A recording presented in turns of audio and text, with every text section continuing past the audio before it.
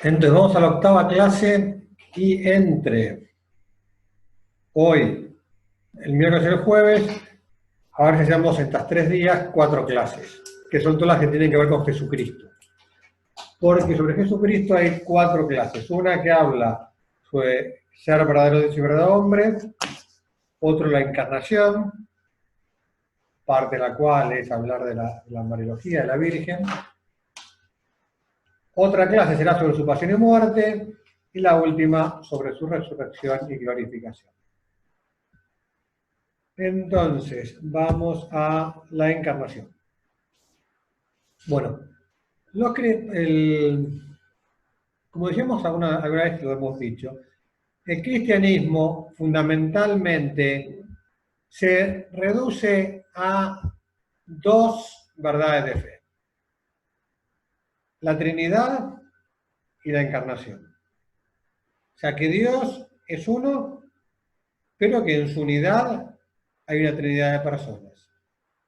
Una de las cuales, el Verbo, la segunda, se hizo hombre.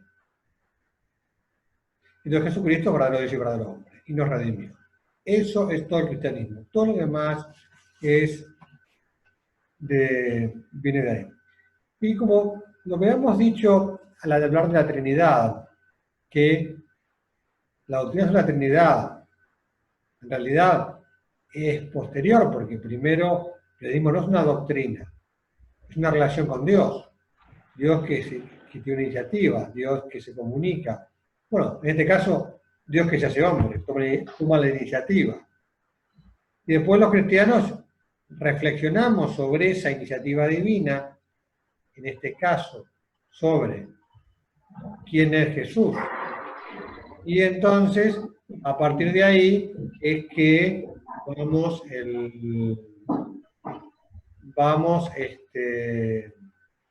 que está en la teología. De hecho, en este caso, la cristología, que es el estudio sobre Cristo, ¿no? Bueno, entonces, lo dijimos, Dios tuvo una iniciativa, y entonces nosotros reflexionamos sobre esta iniciativa divina. O sea, agarrando y diciendo, vale, ¿quién es esta persona que vivió entre nosotros hace 2000 años? Que anduvo por Galilea, que etcétera, etcétera. Resumen, entonces, al llegar a la plenitud de los tiempos, dice el Evangelio, envió Dios a su Hijo, como dice San Pablo, más de los Evangelios, los Gálatas. Al llegar a la plenitud de los tiempos, Dios envió a su Hijo. Se cumple así la promesa de un Salvador que Dios había hecho en el Génesis. El Evangelio es la buena noticia, que habla de la noticia de Jesús, quién es Jesús y su redención.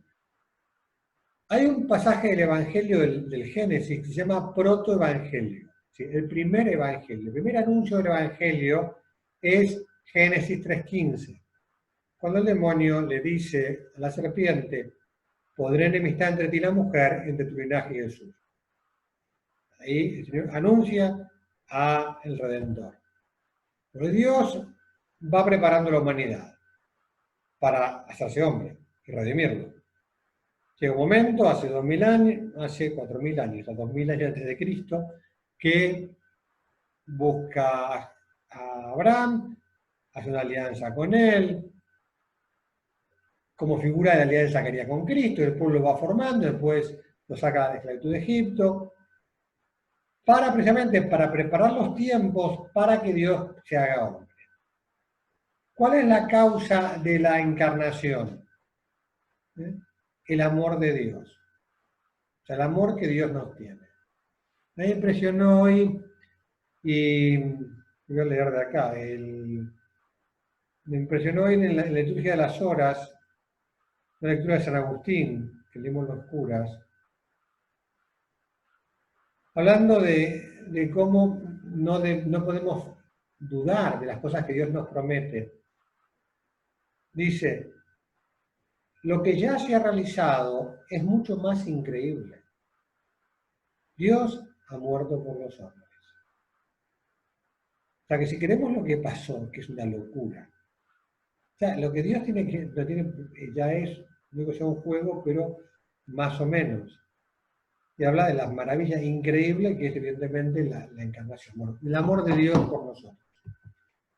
¿Para qué? ¿Qué finalidad? Salvar y redimir a los hombres. Y es la manifestación de la infinita misericordia, justicia y poder de Dios. Entonces, Dios mismo se entrega para redimirnos. Él asume la naturaleza humana para divinizarla, o sea, para curarla en su raíz. Y evidentemente, por el pecado original, la finalidad es absolutamente salvadora. Como decimos en el credo largo, paréntesis, credos, hay muchos credos. Normalmente en la misa, en la liturgia hay dos credos. El credo largo, que es el credo niceno-constantinopolitano, porque es el credo compuesto entre los concilios de Nicea y Constantinopla, y el credo corto, que es el credo de los 12 apóstoles. Entonces en Argentina, los domingos en misa de las iglesias se reza el corto. El largo es un poquito más largo. Y se dice, por nosotros y por nuestra salvación, bajó al cielo y se encarnó por obra del Espíritu Santo, de María Virgen, y se hizo hombre. Entonces, la conveniencia de la encarnación.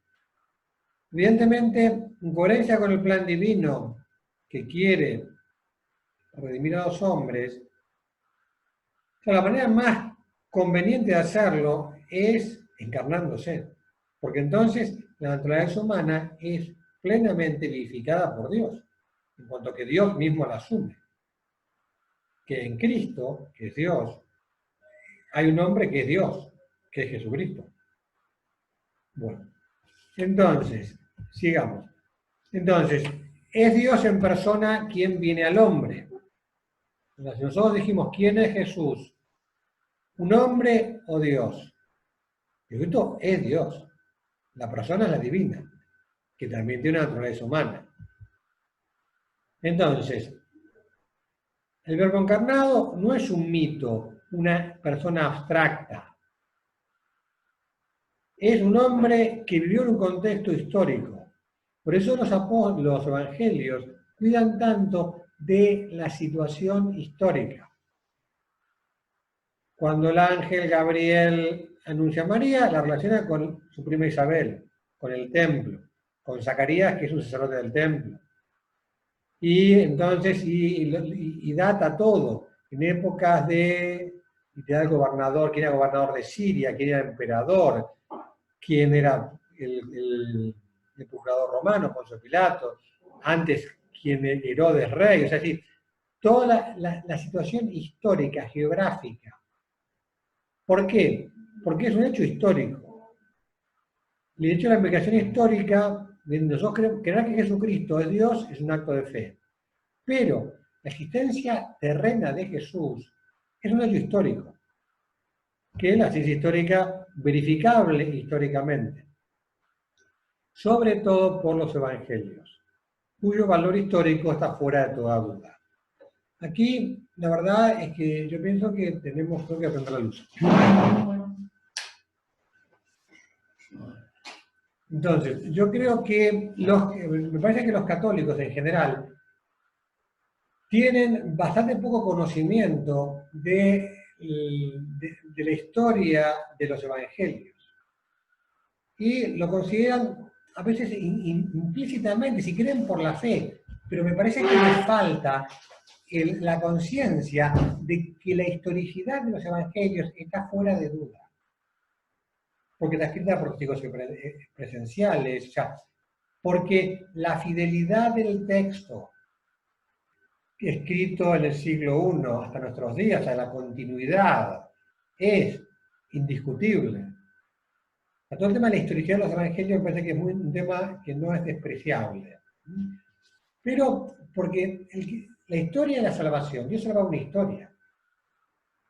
O sea, la historicidad de Abraham, de Moisés, de Jesucristo, está anclada en la historia de los hombres. Dios nos salva de un dibujo animado. Dios salva actuando en la historia. Entonces, un hecho histórico. Ahora, a finales del siglo XIX, el liberalismo, después los protestantes liberales, y se mete una corriente en la exégesis con el modernismo, que es una distinción entre el Jesús histórico y el Cristo de la fe. Entonces, ¿qué dicen? Dicen, hubo un personaje histórico, Jesús, que vivió en Nazaret, pero la primera comunidad de cristianos, sobre ese personaje histórico, real, lo revistió, lo imaginó, le atribuyó muchas cosas que eran en cuento chino. Le atribuyó milagros, le atribuyó que era la resurrección, o sea, un montón de cosas. O sea, como si hubiera dos cosas distintas. El Jesús histórico y el Cristo de la fe. Esto es fruto de un fuerte prejuicio antisobrenatural. Entonces dicen, por eso dicen, tenemos que agarrar al Cristo de la fe, que es el que llama los evangelios, y desmitificarlo, sacarle todas las capas que le han inventado los primeros cristianos, podemos decir, y que se reflejan en los evangelios, para llegar a Jesús real, que es el histórico. Bueno, esto es falso y es insostenible, históricamente. De hecho, los 3 tomos de Jesús de Nazaret que escribió Benedicto XVI, que es de los principales legados de su pontificado, esos 3 libros, sobre todo, responden a esto, a que no se puede dudar de la historicidad de los evangelios. Y cómo la exégesis, desgraciadamente, esto lo digo en familia, no para escribirlo diario, pero la exégesis desde el principio del siglo XX se ha ido ha ido muy mal. De hecho, un alto porcentaje de los exégetas son herejes. Entonces, si uno va a una librería católica y se encuentra un libro de exégesis y uno dice, para un cachito, no compres. De entrada no compres. ¿Por qué? Porque después está llena de errores, está llena de autores que dicen, no, en realidad Jesús no nació en Belén, es un bendito. O en realidad Jesús, no, la Virgen, ellos se inventaron los cristianos, tan virgen no era, o sea, y un montón de cosas que no tienen el menor fundamento ni histórico, ni escriturístico, ni nada. Por eso, bueno, sigamos con lo nuestro, pero que no es esta distinción entre Cristo histórico y Cristo de la fe, Jesús histórico y Cristo de la fe, que en muchos ambientes ha sonado mucho, no es aceptable. Pero Jesús nació, vivió y murió en un tiempo histórico. Absolutamente datable y concreto. Bueno. Entonces, ¿qué nos dice qué sabemos? Que Jesús es verdadero hombre.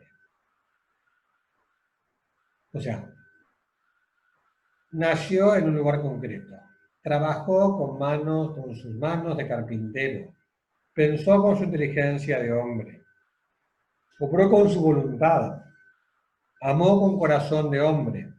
Evidentemente, nos aproximamos a los evangelios a buscar quién es Jesús, no cabe duda de que es un hombre verdadero, que se cansa, que tiene hambre, que come, que ayuna, que duerme. De hecho, cuando dice no tiene dónde reclinar la cabeza, que sí que dormir no tiene dónde dormir, también en cualquier lado. Verdadero hombre. O sea, no es un mito ni una creación de los hombres. Pero vamos a analizar estas 2 naturalezas que hay en Jesús, la humana y la divina. Porque las 2 cosas que afirmamos de Jesús es que es verdadero Dios y verdadero hombre. Entonces, ¿qué es la encarnación? Hablamos de encarnación, ¿de qué hablamos? El misterio de la unión de la naturaleza divina y la naturaleza humana en la única persona del Verbo. Y esto se llama unión hipostática, que intentaremos explicar. O sea, unión, 2 naturalezas, la humana y la divina, que son distintas obviamente, que se unen en la única persona del Verbo. Por poner un ejemplo que es de otro orden, porque no es, la naturaleza humana y la naturaleza divina son dos naturalezas esenciales. Mientras que el ejemplo que voy a poner son naturalezas no accidentales. Si uno habla de Juan, dice, Juan es médico. Juan es padre de familia. Juan además tiene el equipo de rugby, juega al rugby con sus amigos. Y además tiene el hobby de, no sé, la pintura. Evidentemente, la única persona que es Juan, en este caso naturalezas accidentales, no esenciales, es pintor, es papá o esposo, es jugador de rugby, es médico. En la unidad, la única persona. ¿Qué pasa? En Jesucristo, obviamente, aquí nosotros no podemos tener naturalezas esenciales. O sea, yo no puedo ser hombre y pájaro al mismo tiempo, por ejemplo. Pero, claro, Dios que es infinito sí puede. Pues el Señor, sin perder la naturaleza divina, asume la humana. Vamos a intentar explicarnos cómo es esto. Se hizo hombre sin dejar de ser Dios. No es una transformación. Dejó la naturaleza divina para asumir la humana. No, sin mezcla. O sea, no es que seas un híbrido entre Dios y el hombre, un humanoide divino. No, sin mezcla. Sin confusión. Está clarísimo qué es divino y qué es humano. Lo humano es humano, lo divino es divino. El hambre es humano, no es divino, como Jesús pasa hambre. Como está cansado junto al pozo de Sicar, clarísimo, es humano, entonces es humana, no es naturaleza divina. Resucita a Lázaro, claramente, naturaleza Dios resucita a Lázaro, naturaleza con la naturaleza divina resucita a Lázaro. Porque es humano, tiene un poder de devolver la vida de muerto. O sea, sin mezcla, sin confusión. Entonces, Jesucristo, que es, dijimos, que es patente, que es un hombre, que es hombre, que tiene cosas humanas, declaró que era Dios. De hecho, es el motivo de su crucifixión. Él dice que es el unigénito de Dios, de la misma naturaleza que el Padre. Y lo dice de manera, él afirma su divinidad, lo hemos visto cuando estudiamos la Trinidad, de maneras muy fuertes. Cuando Jesús dice, cuando me elevaréis en lo alto, sabréis que yo soy. Lo digamos hace poco en misa. Cuando dice yo soy, ¿que yo soy qué? No, que yo soy Yahvé. Es lo que Dios le dijo a Moisés en la zarza ardiente. Cuando Moisés le pregunta, ¿qué diré a los hombres? ¿Quién me envía? Y dice, yo soy el que soy. Yo soy el que es. Esa es la respuesta que le da Yahvé. Y era la que dice Jesucristo de él. Bueno, acá tenemos una pregunta, pero estoy viendo el chat. Bueno, acá hay una pregunta que es muy larga, pero paréntesis para esta pregunta, dice, ¿cuáles son los exégetas actuales que incurren en herejía y qué se basan? Bueno, hay toneladas hay mucho exégeta que no es. ¿Por qué? Porque, vamos a ver, a partir del siglo XIX empieza una cosa muy buena, que es un estudio más humano de la escritura. Es decir, vamos a estudiar los géneros literarios. Evidentemente no es lo mismo el Apocalipsis que el Evangelio de San Juan. Uno tiene que estudiar cada escrito según su género literario. Una cosa es un libro profético, otra cosa es un libro histórico. Otra cosa es un libro sapiencial. Evidentemente, cuando yo leo el libro de los Proverbios, es un libro sapiencial, porque es literario, que es de literatura sapiencial, de sabiduría, no es histórico, como los libros de Samuel. O un libro profético, como los de Isaías, o de Daniel. Entonces, los géneros literarios. Y estudiar muy a fondo los pueblos vecinos, para ver si había cosas comunes con lo que ahí se narra, para de dónde tomaron aquellas cosas, las palabras, o sea, un montón de estudio histórico, histórico-literario. Entonces, ¿qué pasa?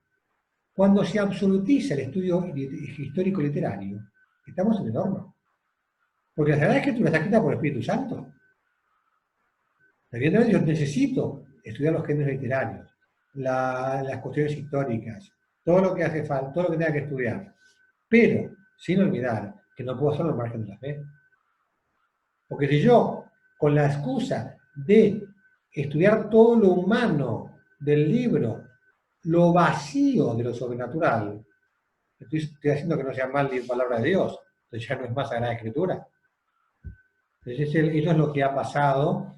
Como digo, me parece que el Benedicto, el Jesús de Nazaret, en los 3 tomos, él muestra y demuestra, y él sobre todo habla del gran fracaso de esta exégesis, que ha ido de hipótesis en hipótesis, y negando,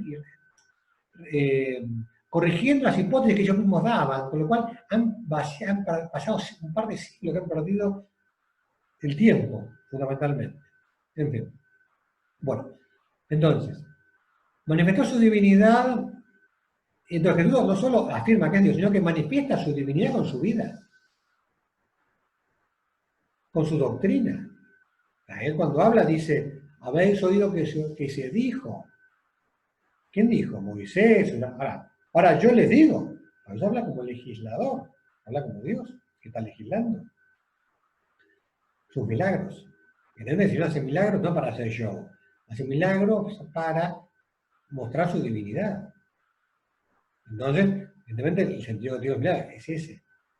Y sobre todo su resurrección, que es un milagro más de todo. Entonces, aquí manifiesta su divinidad. Entonces, ¿qué pasa? Entonces, digamos, verdadero Dios y verdadero hombre. Entonces, a esta unión se la llama unión hipostática. El hombre es griego, hipóstasis es la persona, que es fruto de los primeros debates teológicos, los primeros 4 siglos de cristianismo, los primeros concilios ecuménicos, Nicea, Constantinopla I, II, Calcedonia, Constantinopla, o sea, todos los primeros concilios se ocupan de temas trinitarios y primero de la divinidad de Dios, la divinidad de Jesucristo, de las naturalezas de Jesucristo, después de la divinidad del Espíritu Santo. Entonces, a la unión de la naturaleza humana y la naturaleza divina en la persona del verbo se llama unión hipostática. ¿Por qué? Porque hipóstasis es la persona. En la persona del verbo se unen las 2 naturalezas. La Iglesia debió defender y aclarar estas verdades de fe durante los primeros siglos frente a las herejías que las falseaban. En realidad, ¿qué pasa? Es comprensible que haya, claro, si después de que Jesús vivió, predicó, ahora cuando yo empezar a teorizar y a explicar cómo es este Jesús, es natural que haya errores al principio. ¿Por qué? Me paso de rosca para un lado, me paso de rosca para el otro. Entonces, ¿cuáles son los primeros, por ejemplo, intentos fallidos de explicación, podemos llamarlos, de los primeros siglos? Algunos niegan la divinidad. O sea, afirman tanto que es al hombre Jesús que se olvidan de la divinidad, acaban negando. Entonces los ebionitas, siglo I, eran judíos. Entonces, son judíos del siglo I que dicen que Jesús era un simple hombre. Obviamente, de cristianos nada, porque si no Dios no es cristiano. El adopcionismo del siglo II. El adopcionismo sostiene que Jesús era hijo adoptivo de Dios. Era un hombre tan bueno, tan genial, que Dios lo adopta y hace la redención con él. Pero estamos en lo mismo. Inferior a Dios, no es Dios. El arrianismo. El arrianismo, del siglo III, del siglo II, decía que el Hijo de Dios era una sustancia distinta que el Padre. Es decir, es casi más que un hombre, pero todavía, pero no Dios. Es distinto que el Padre. Y esto fue condenado por el Concilio de Nicea en 325, que afirma que el Hijo es de la misma naturaleza, la misma sustancia, por que el Padre. O sea, que te afirma la divinidad de Jesucristo. Como usios es sustancia. Entonces, el arrianismo que, a veces cuando uno se desanima, cuando ve crisis en la iglesia y ve gente que no enseña la buena doctrina, no hay que olvidar que en el siglo IV, ya digo, en 325, llegó un momento que la mayor cantidad de los fieles cristianos eran arrianos. Había toneladas de obispos arrianos. Es más, a Constantino, emperador, que cuando, al final de vida se convierte, por lo visto lo bautizó un obispo arriano. No por la esperanza, a veces cuando se arman líos, no ve faltas de líos doctrinales, ha pasado siempre. Bueno, el docetismo. El docetismo, bueno, entonces acá, perdón, acá vamos al otro puesto. Antes decíamos que negaban la divinidad, ahora vamos a los que niegan la humanidad, a los que pasan de rosca para el otro lado. El docetismo negaba que la humanidad de Cristo fuera verdadera. Decían que era aparente. En realidad era Dios que tenía, no sé, no de una careta, pero sí, bueno, un cuerpo que era aparente, no era real, no era un hombre del todo. Era una apariencia de hombre, era Dios que aparecía con apariencia humana. Como cuando un ángel se aparece a alguien con figura humana, docetismo. Arrio y Apolinar. Arrio, además de negar, que decía que Dios, ¿qué pasa? Decía que era menos que Dios Padre, pero negaba que tenía alma humana, que tuviera alma humana. Bueno, entonces, ¿qué pasa? Evidentemente, humanidad supone cuerpo y alma. O sea, un error, una tentación que les pasaba al principio, a algunos, es decir, pues tiene un cuerpo humano, pero Dios asume el cuerpo humano, si para eso no es un hombre, solo cuerpo no es hombre, cuerpo y alma. Sin alma humana no hay hombre. Bueno, entonces, después, algunos errores en la integración de las naturalezas. Pues es hombre y es Dios. Ahora, ¿cómo lo unimos? Nestorio. Nestorio decía que ven en Cristo dos personas, una humana y otra divina, unidas en una unión moral. Evidentemente, una especie de esquizofrenia en Cristo, dos personas en una.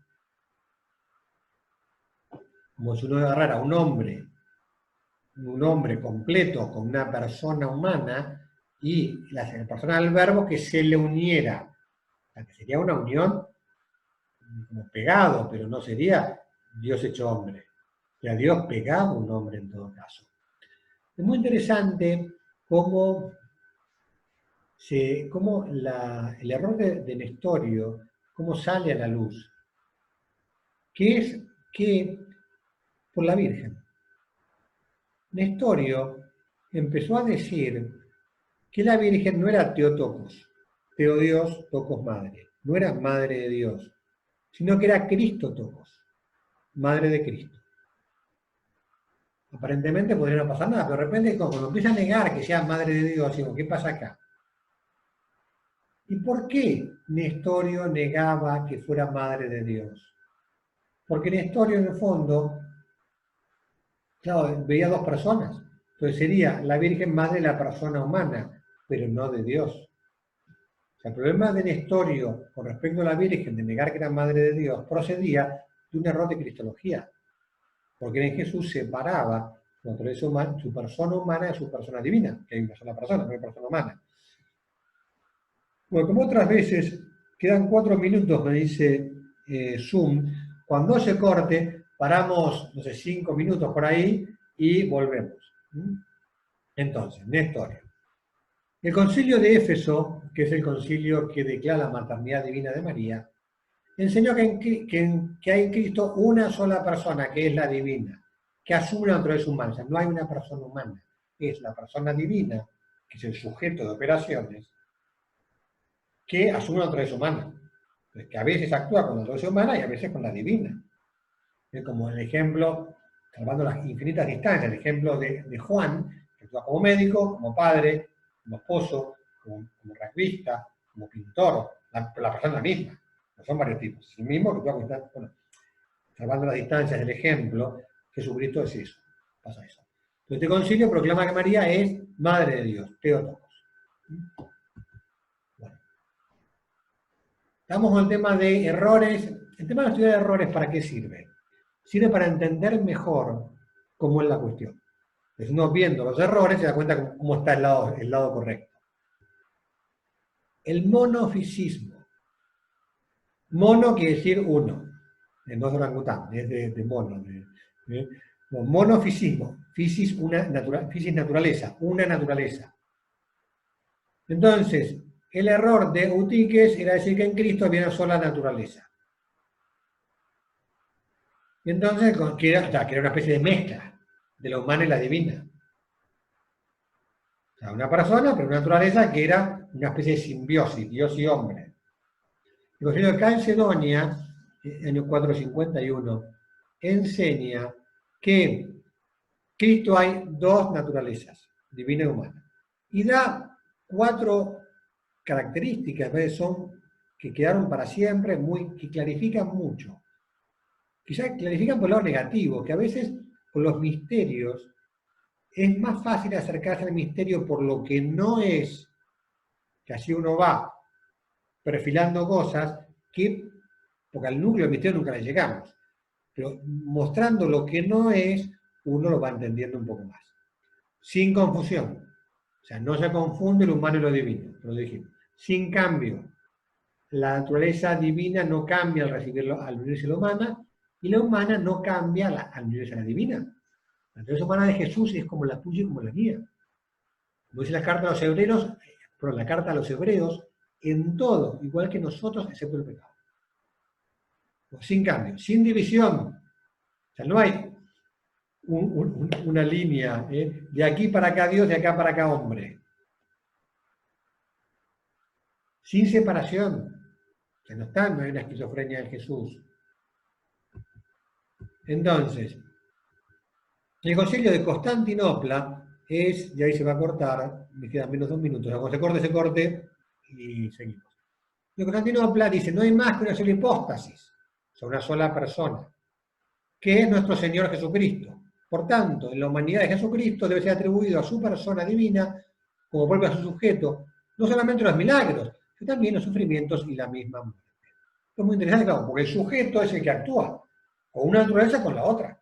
O sea, es la persona del verbo la que come, según su naturaleza humana, pues la persona del verbo, porque es la única persona que hay. Es la persona del verbo la que camina con sus apóstoles, la que hace milagros, la que resucita. O sea, la persona única es la que es sujeto de todas las actividades, sean contra la naturaleza humana o con naturaleza divina. Decíamos que estos concilios usan términos filosóficos para expresar la realidad que es Jesucristo. Nos están inventando, están buscando conceptos de la época, filosóficos, que sirven para explicar la realidad de Jesucristo.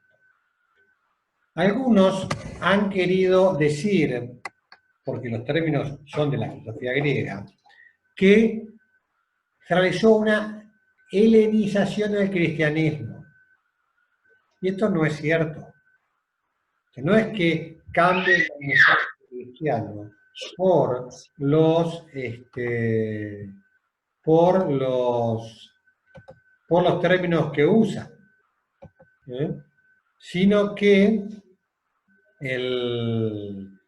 bueno, aparte, ya el tema de la filosofía griega vino de antes, porque ya los libros sapienciales, precisamente, el libro de la sabiduría, por ejemplo, ya que son anteriores a Jesucristo, obviamente, toman muchas cosas de la filosofía griega, y esto es muy sabio y no es una religión, sino que Dios se revela y sin cultura. Jesús fue judío. Para Dios no es judío. Para Jesús, el verbo encarnado, Jesús es judío, claramente. Jesús no es japonés. Ahora, la universalidad de la redención pasa más allá de la cultura concreta en la que se expresa. Entonces, bueno, que no hay que negar, por supuesto, el cuento chino, hay locuras, como por ejemplo todo el tema del Código Da Vinci, que fue Constantino el que inventó el cristianismo, pero es delirante. Una advertencia. History Channel, en todo lo que tiene con las cosas de fe, por favor, es un cuento de dibujo animado.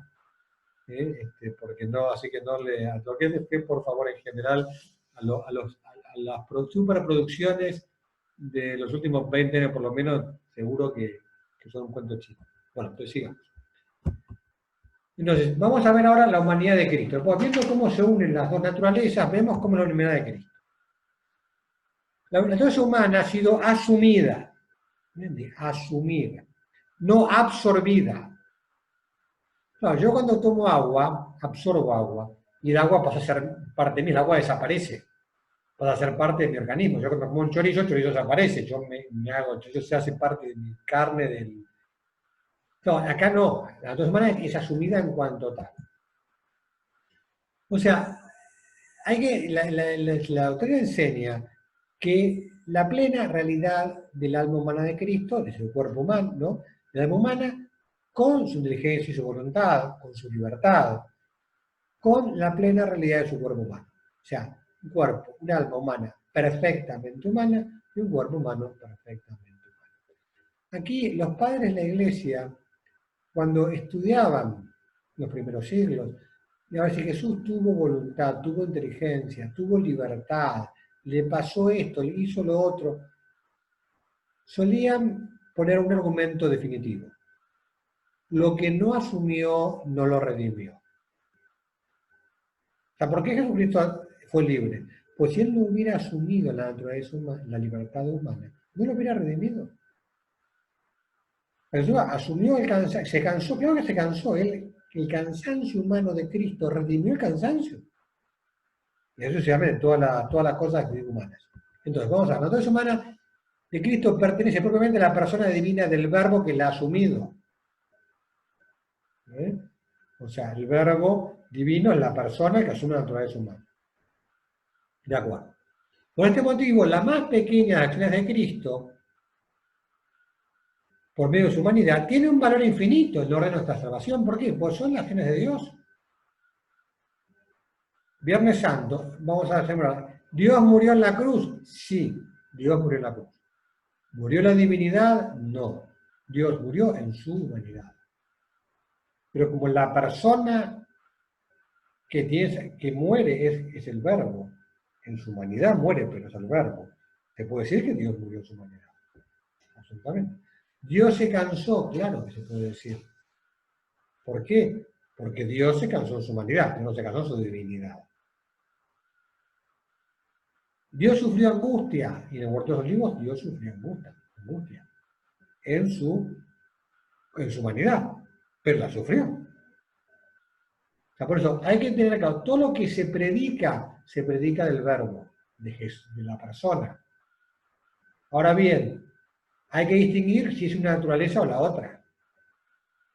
Pero todo se predica porque el sujeto de operaciones es Jesús. Bueno, entonces, desde lo que, claro, es lo que Filipenses, el capítulo 2 de las cartas de los Filipenses tiene un himno antiquísimo que recoge San Pablo, impresionante, que es este, como dice, no tuvo como despreciable, siendo Dios, anodarse a sí mismos, tomando la forma de siervo. Y dice esa palabra, o sea, anodarse a sí mismo. Dios como que se anonada a sí mismo. ¿Entiende? El Señor asume la naturaleza humana sin manifestar la gloria de su divinidad y padece hambre, cansancio, etc. Quiso asemejarse a nosotros en todo, menos en el pecado. Entonces, claro que sintió dolor, me preguntan aquí, porque si no la muerte hubiera sido un circo. Se murió de verdad, naturaleza humana. La sufrió todo lo que sufrió. Vamos a ver, no solo dolor físico, dolor moral, angustia. Es estremecedor cuando uno lee en el capítulo 26 de San Mateo, la oración en el huerto, dice Jesús que le hizo a los apóstoles, siento angustia hasta la muerte, mi alma está triste hasta la muerte. O sea, morirse de angustia es fuerte. Sudó sangre, cuenta San Lucas. Bueno, sigamos. Entonces,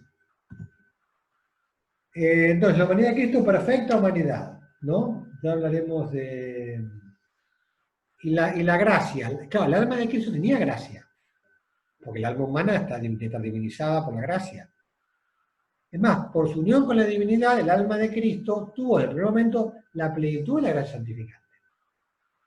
Pero no solo la plenitud de la gracia santificante para él, para todos. La gracia santificante que tenés vos, y que tengo yo, y que tuvo la Virgen María, es toda gracia Cristo, la gracia de Cristo. Él tuvo la plenitud de la gracia santificante de tal manera que nuestra salvación viene de él. Incluso los que se salvan sin ser cristianos, se salvan por la gracia. Gracia que es de Cristo. O sea, sin Cristo no se salva nadie. Digo, se puede salvar sin conocerlo en esta vida, pero no es otro tema. La gracia natural que Dios nos concede es participación de esa plenitud de gracia de Cristo. Por eso, claro, nosotros vivimos de Cristo. Absolutamente. Por eso es tan grande como lo que celebramos en la Semana Santa. Porque nuestra vida es Él. O el alma, ¿cómo es el alma de Jesús? Jesús tuvo verdadero conocimiento humano. ¿Sí? Porque el alma humana conoce. O sea, no solo conocía en cuanto Dios, en cuanto hombre. Y por tanto Jesús tenía ciencia adquirida. Así como vos y yo aprendemos cosas, podía adquirir cosas Jesús, aprender.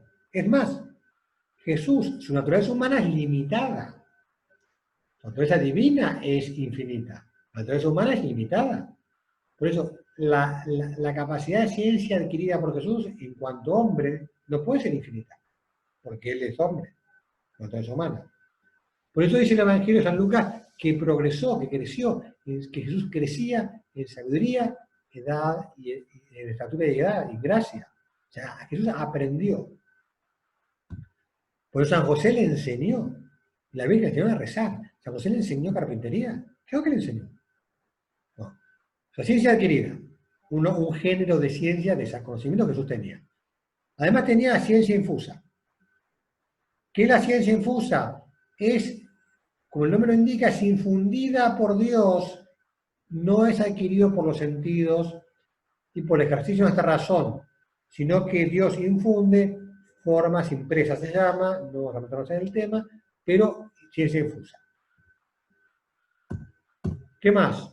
Ciencia beata. ¿Qué es la ciencia beata? Es la ciencia que tienen los santos en el cielo. Es un conocimiento verdaderamente humano que expresa la vida divina de su persona. O sea que evidentemente acá Jesús, debido a su unión con la sabiduría infinita, la naturaleza humana está unida a la divina. Evidentemente Jesús tenía la visión beatífica, gozaba de la visión de Dios. Y ese conocimiento humano de la visión beatífica, que nosotros tenemos en el cielo, Jesús la tenía aquí en la tierra. Por eso conocía todas las cosas humanamente, mirándolas en Dios, digamos. Por eso tenemos que decir que Jesucristo en cuanto hombre era infalible. ¿Por qué no se puede admitir error en Jesucristo? Ni ignorancia. Un motivo muy sencillo.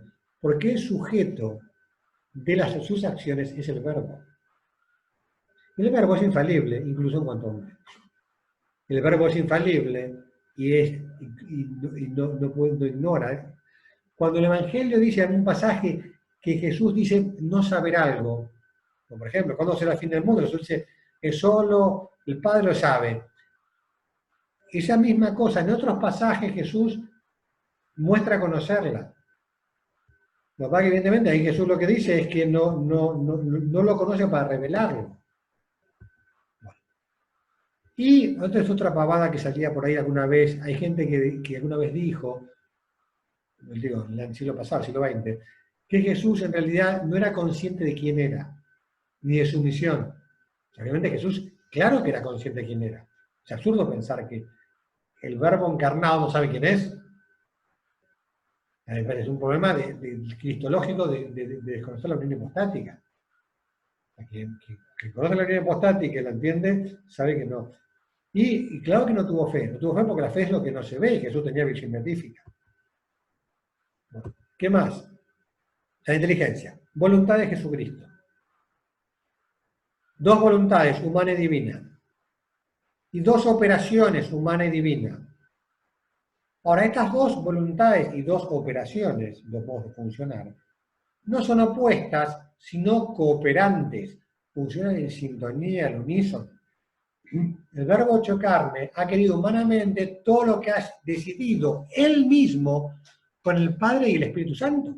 ¿Por qué? Porque la persona es la misma, que es el verbo. Es una naturaleza humana, es una naturaleza divina. O sea, cuando Jesús dice en los huertos de los olivos, no se hagan voluntad sino la tuya, Dios tiene una sola voluntad, que es la del Padre, el Hijo y el Espíritu Santo. Es como si dijera, no se haga mi voluntad humana, sino mi voluntad divina. O sea, no se haga lo que siento en cuanto hombre, lo que tengo, sino lo que quiero yo mismo. O sea, la voluntad humana de Jesús está en perfecta sintonía con la divina. Y aquí, esto lo más fuerte es de Jesús, es la oración del huerto. De ahí se ve las dos voluntades. Pero esa armonía absoluta, en ningún momento Jesús duda de cumplir la voluntad del Padre. Está expresando el gran sufrimiento humano que le cuesta, el gran rechazo visceral que produce la muerte, que produce el peso del pecado de todos los hombres que está asumiendo en su corazón. Que esto lo explica muy bien, por ejemplo, Jesús de Nazaret, el Papa Benedicto, en el tomo 2. Bueno, el alma de Cristo fue perfeccionada por la gracia habitual, pues lo dijimos. Jesús es, en cuanto hombre, obviamente es santo.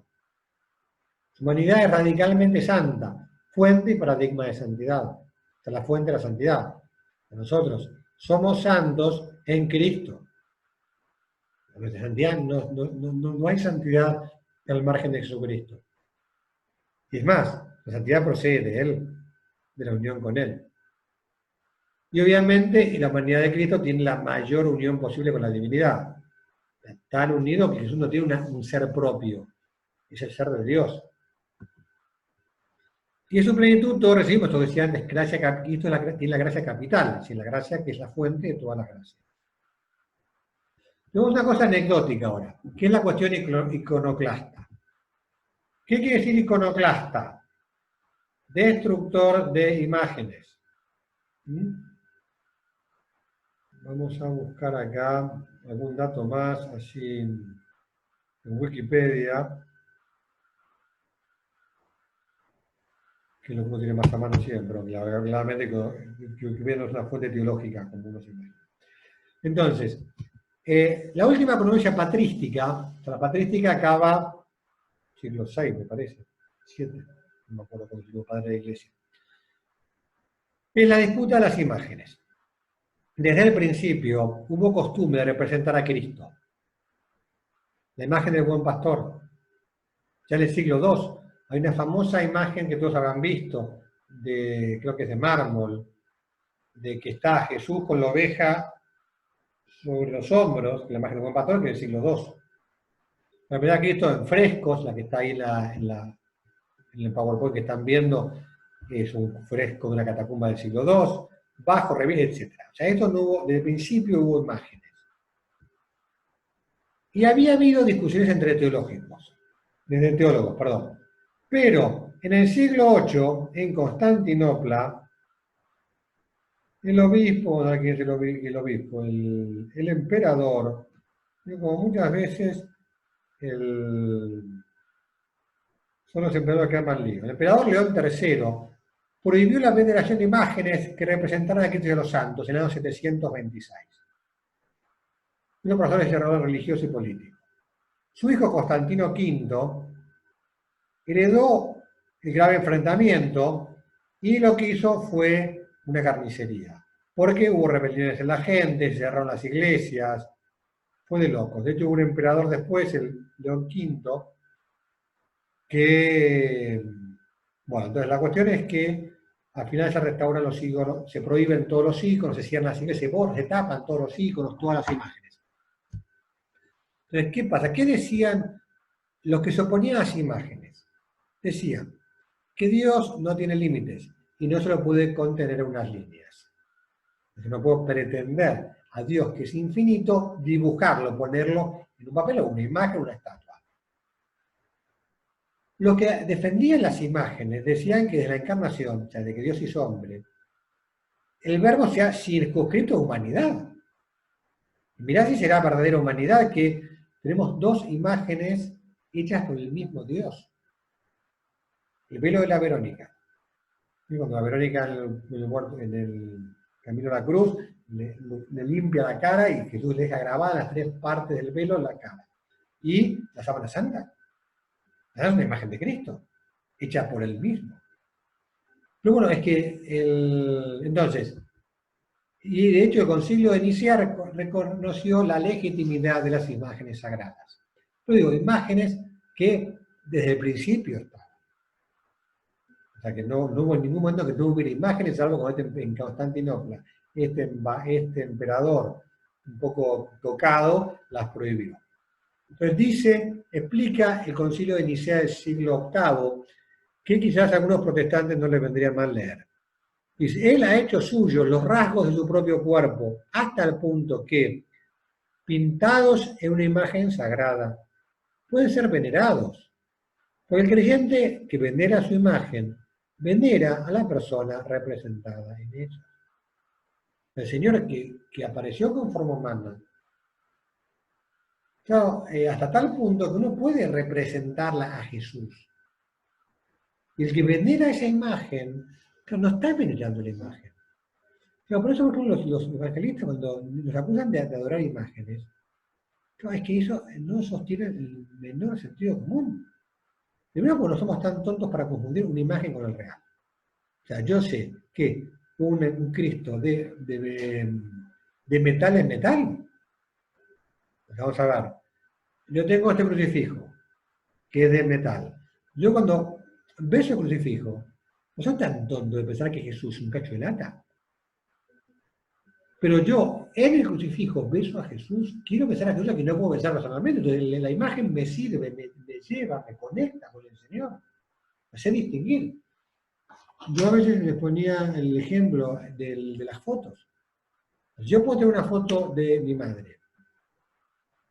¿Por qué no puedo tener una imagen, una foto, una representación de la Virgen o de Jesús o de quien sea? O sea, racionalmente no cierra por ningún lado.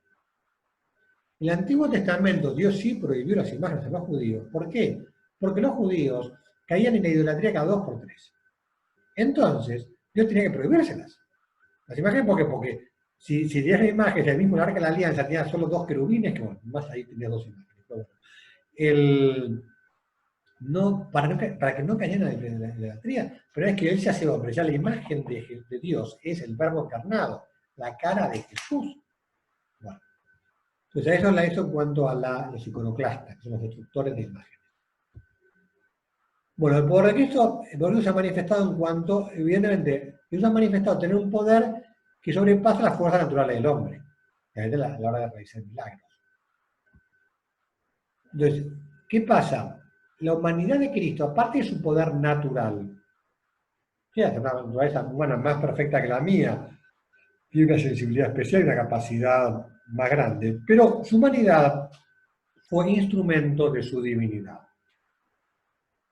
Por eso Jesús cura a un ciego haciendo barro con su saliva y le pone en los ojos. Bueno, esa saliva del Señor, esos dedos que la hemorroísa que va y le toca el borde del vestido a Jesús. Su humanidad es instrumento de la divinidad. Entonces tiene un poder instrumental, no propio de la humanidad, pero que es de ser instrumento de Dios mismo. Bueno, ¿qué más te podemos decir de la humanidad del Señor? Vamos a hablar de su corazón. Claro, durante el tema de la devoción del Sagrado Corazón, y ya el siglo pasado, siglo XX, la Divina Misericordia, que me parece a mí que en el fondo es casi una versión distinta, pero de la devoción del Sagrado Corazón, pues del corazón de Cristo, donde sale la Divina Misericordia. Jesús en su vida, su agonía y su pasión nos ha conocido y amado a todos y cada uno, y se ha entregado por cada uno. O sea, Jesús nos conoce no solo en cuanto Dios, sino en cuanto hombre. Jesús nos ama con un corazón humano. O sea, Jesús tiene ternura por nosotros, ternura de un corazón humano. Y eso claramente, eso es lo que el amor de Dios es mucho más, lo divino es mucho más que lo humano. Pero tiene que llenarnos poder amar a Jesús y ser amigos de Él con una relación humana. Pues Jesús fue hombre, perfecto hombre.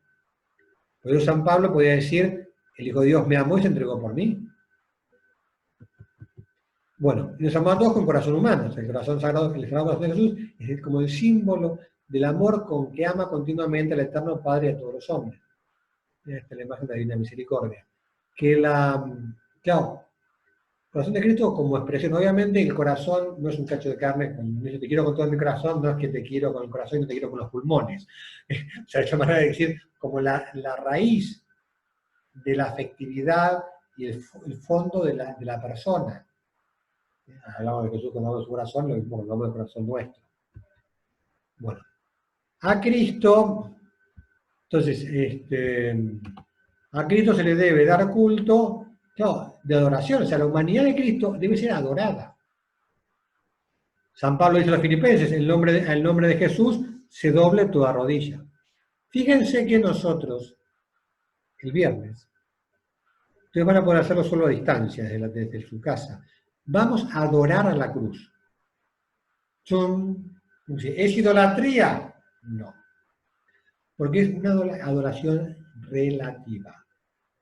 Nosotros, el Viernes Santo, hacemos genuflexión, que es signo de adoración a la cruz. ¿Por qué? Porque es Cristo. Adoramos la cruz el Viernes Santo porque Cristo murió en ella el viernes. Pero adoramos a Cristo. La adoración no se acaba en la cruz. Va a Jesús. Por eso, lo humano de Jesús lo adoramos. Por eso, uno ante el sagrario hace la genuflexión. Claro, porque está Dios. Y la humanidad con su cuerpo, sangre, alma y divinidad. Si uno hiciera una genuflexión ante una imagen de la Virgen, sería un pecado de idolatría. A la Virgen no la adoramos, es una criatura. Pero a la humanidad de Jesús y la humanidad de Dios, claro que sí que la adoramos. Adoramos el corazón de Jesús. Podríamos decir, adoramos sus manos, su mirada, todo lo suyo. Bueno, entonces Cristo se manifiesta y revela la divinidad a través de la humanidad. Y la revelación, por eso para ir a Dios necesitamos la humanidad de Cristo. Puede ser el camino para llegar a la divinidad. Y hay que conocer la vida de Jesús y hay que conocerlo a Él. Contemplar y escuchar a Jesús es tratar a Dios. Bueno, y la santidad de fondo consiste en eso, en imitar a Cristo, unirnos a Él. ¿Qué humano lo hace Mel Gibson, lo representa en la película La Pasión? Ahí como jugando con la Virgen. Bueno, imitar a Cristo, unirnos a Él, llegar a ser otro Cristo, es el mismo Cristo. Y eso es lo que hace el Espíritu Santo en nosotros. Bueno, el motivo de la encarnación, y nos vamos rápido, porque esto se va a acabar, entonces digo, ¿qué es nuestra redención? Lo hizo carne para salvarnos, para que conociésemos el amor de Dios. O sea, nosotros, gracias a que Dios hizo hombre, podemos ser mucho más conscientes del amor que Dios nos tiene que antes. Porque no puedo decir delirante que Dios me quiera tanto como para asumir mi naturaleza. Para ser nuestro modelo de santidad. ¿Quién es el hombre perfecto? Jesucristo. Mi versión perfecta, ¿cuál es? La versión que más se identifica con Jesús. Y para hacernos partícipes de la naturaleza divina, para que llegáramos a ser hijos de Dios. Entonces son los fines de la encarnación. Es un inmenso don que robustece nuestra fe, porque es el mismo Dios el que nos habla. Aumenta nuestra esperanza, porque como digo, que muestra el amor que Dios nos tiene. Y es tan importante la conciencia del amor de Dios por mí. Y cada uno debe pensarlo. Entonces, en cuanto más consciente sea de cuando Dios me quiere, más podré quererlo, más santo podré ser. Y además me dará deseos también de que muchos lo amen. Porque se pierde el amor que Dios les tiene, porque Dios los quiere y no se enteran, no lo saben. Bueno, inflama la caridad, en cuanto que nos lleva a devolver amor por amor. Y nos lleva a obrar mejor. Evidentemente, si considera el amor que Dios nos tiene y la encarnación, nos ayuda desde todo punto de vista. Si queremos para darnos ejemplo de vida, que nos aparta del mal a mostrar la gran dignidad de la naturaleza humana. Lo que grande que es el hombre para que Dios quisiera serlo.